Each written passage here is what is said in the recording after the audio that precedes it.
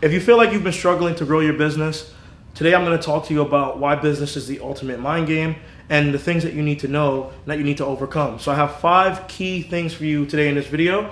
Watch all the way through to the end because they're all equally important. So the first thing is your business is a reflection of you. And if you're growing a business and you're not new to this, then you probably already understand this concept. I'm still going to elucidate on it a little bit. Why you need to sell solutions to problems that you've already solved for yourself. Why imposter syndrome is just a normal part of evolution. Why you don't need to overthink the product. You just need to sell what you've been paid for. And also why authenticity escapes competition. So the first thing I'm going to start by talking about is why your business is a reflection of you. Okay. So let's just, you know what? We're not even going to flip this. Okay. So your business is a reflection of you because if you're the type of person who doesn't have systems in place, doesn't know how to take an idea and bring it to life, you haven't really dealt with a lot of different things in your life. Like you haven't overcome challenges or you haven't used your brain to solve problems, right? Then this is going to reflect you. And this is why sometimes, like, it's okay. You don't have to be the smartest person, right? Like if you're going into a technology business, for example, and you've never did a line of code, like you never, it sounds like I said did a line of coke. If you never did a line of code in your life, then that your business is going to reflect that. And you're going to be behind your competitors who know how to build things with code, right? And in that case, you might want to go get a co-founder or someone who can help you that is more specialized in that than you are. And I don't think there's anything wrong with that. Like I think like you have to first determine what are the things that you are good at. Figure those things out and play life to your strengths, right? The problem with a lot of society is that it teaches us, the way that society typically teaches us is that it teaches us that we need to focus on our weaknesses and we need to improve our weaknesses. And that's why when you have performance evaluations in a job, often at times is what they bring up. Like, hey, you're not good at, responding to emails. Something so trivial as that for you to deem your self-worth to that. But the reality of the situation is that everyone has things that they're good at and everyone has things that they're bad at. So figure out all the things that you're good at and then make that a part of your business. Because if you focus on the things that you're good at, then it will just feel like play to you. It won't even feel like you're running a business, right? And so maybe, if you're super organized, then maybe your business, maybe you should like embody that in your business. It's a good quality that you have. Right? Or if you're super chaotic, then maybe you should embody that in your business too. You see, these two people are way different. Like the person who's super chaotic can probably thrive in chaos. They might be good in a tech industry where they're constantly coming up with new ideas, new iterations of a product and so on and so forth.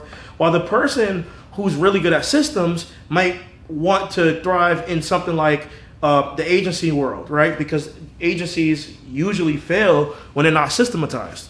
And so like these are two different lines of thinking. So you have to identify what your line of thinking is. So your business is going to be a reflection of you in that way, right?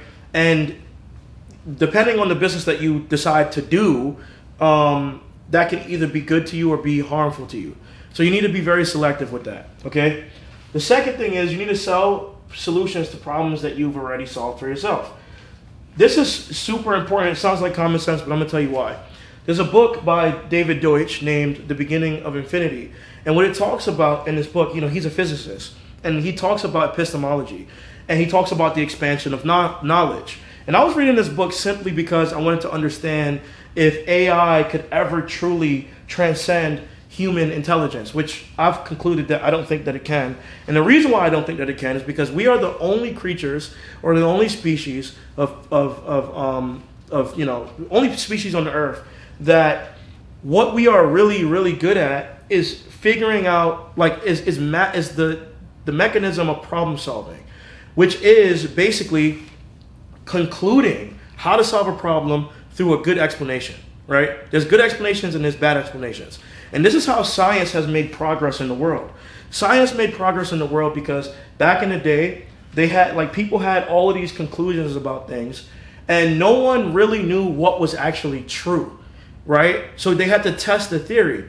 And you come to a good explanation through something that has been tested, right? And so a lot of the times when you're already doing something, when you've already solved the problem, the pain that you're alleviating for the person, right? The pain that you're alleviating is that you already have the explanation, right?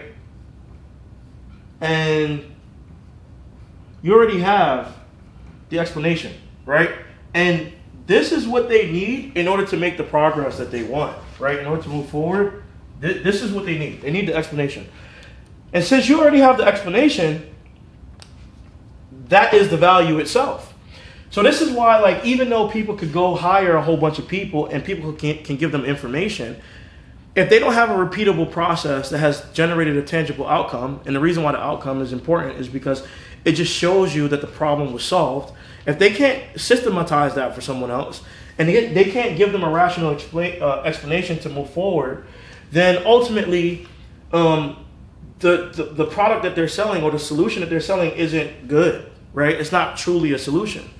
But if you've been in a situation where you've done this, like let's say you work as an accountant and you do this over and over and over and over again for a job, then that's what you should be selling. You see, your job that you have is already showing you that the skill set that you have is of some value to the marketplace. So why not sell that? Now you can try to be creative and try to do like the craziest thing, but the truth of the matter is that to embark on a journey that requires you to do something super creative that you've never thought about before, to a degree, is also putting yourself at a huge risk. And the reason why that's putting yourself at a huge risk is because you don't know if it's going to work. But you have proof of concept with selling solutions to problems that you've already solved, right? It doesn't matter what the problem is. This is why people will buy advice from a dating coach that knows how to date women. This is why people would buy advice from a marketing agency. But I think also this is why human beings are way different than AI, because AI can't tell you if they've actually tested that thing, because it needs to be empirical in order to come to some sort of conclusion, right? To be conclusive and to be a good conclusion. So, you know, I've harped on about that for a little bit, but, you know, it's very important to do that. Imposter syndrome is, you know, when you start to go put yourself into a new circumstance to sell the solution that you've basically solved for yourself, imposter syndrome is going to creep in, and it's going to tell you that, you know, why would anybody listen to you? How are you qualified to talk about this thing? And the truth is that to some degree, you're qualified because you have all of this experience from the problems that you solved in your past life, you know, because you're basically becoming a new human being. However, another thing to take into account is that when you are doing something new, when you're going into starting a new business, you are going to be an imposter. This is something, even though you've done this before, you haven't done this on this scale, right? So imposter syndrome is normal. Imposter syndrome just shows you that you're growing. And you should take on the challenge of the unknown, because at the end of the unknown is something that you would not have ever been able to imagine. And the only way to get there is by doing, right? So you need to put into action. So this is just normal. Don't listen to it. Don't listen to your mind. Your mind will play tricks on you constantly over and over and over again and make you think that you're not good enough. And this happens to everyone. I even saw an interview of Chris Brown talking about how he still has issues when it comes to performing. He still thinks he's not going to do good. And he has been performing for years. The dude is an icon, right? Okay, you don't need to overthink the product that you sell. What you already get paid for is basically the same thing as this, right? What you already get paid for is what you should sell first. And yeah, that's pretty self-explanatory. I'm not going to waste your time. I noticed that in my previous videos, I said a lot of things, and I just want to get straight to the point. So you don't need to overthink your products. Sell what you get paid for, because that means that you're contributing some value. And always remember, too, that value is just the removal of pain from someone's life. The reason why we pay for food is because it removes the pain of hunger. The reason why we pay for a place to live is because it removes the pain of finding shelter. We pay for things directly that improve our underlying human suffering, right? Because that's what we want to, that's what we care about at the end of the day. We have friends because of the suffering of being alone. We eat food. I already gave that example, right? We go after knowledge because of the suffering of being broke, right? So we want to avoid suffering. And then the last thing is why authenticity escapes competition. The thing is, right, is that no one can do you better than you. And here's another thing. Right now, we're living in a world where everybody is basically becoming fake. Like everybody's trying to use AI in order to, in order to demonstrate that they're qualified at something. Like companies are constantly talking about integrating AI into their systems, into their solutions. There's actually just the other day a case where this company built a whole report with AI, sold it to a client.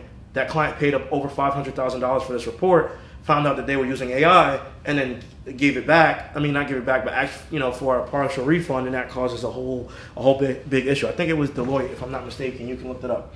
But everybody's trying to use AI, and this is a race to the bottom. This is a race to being fake. And real people want to connect with real people.